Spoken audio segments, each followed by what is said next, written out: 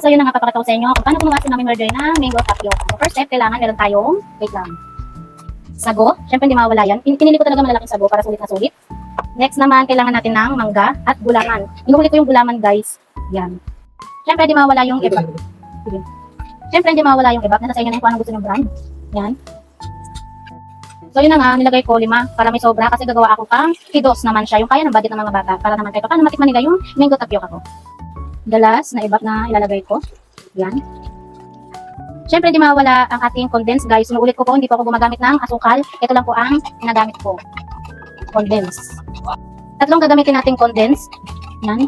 Para naman, swak na swak yung lasa niya. Siyempre, ang lasa na condense.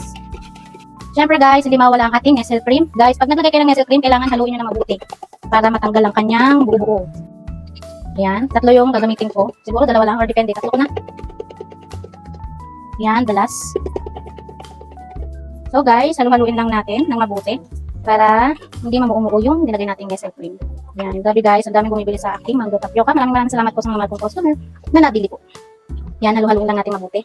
So guys, may nilagay akong secret recipe niya. Hulaan niyo kung ano yung inilagay ko dyan para lalo siyang malinamnam yung lasa niya at hanap-hanapin ng mga customer or ng mga bata. Pwede nyo rin ito gawin guys sa bahay nyo. Halimbawa gusto nyo nang may makukukot or may mailagay sa ref, ganyan.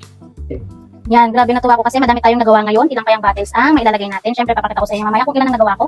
At ipapakita ko rin sa inyo kung ano yung, kung paano maglagay si Mami Murder Vlog sa bottles. Guys, dito ako maglalagay. Yan, baka maghanap kayo ng tulad ng lagay ng tapioca. Pero mas bet ko yung ano na yan, para malaking lalagyanan niya. Pwede nyo kutsarain, yan.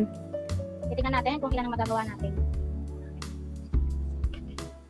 Dinamihan ko talaga yung sago guys, tsaka malalaki ang gusto ko. Para naman kahit paano, may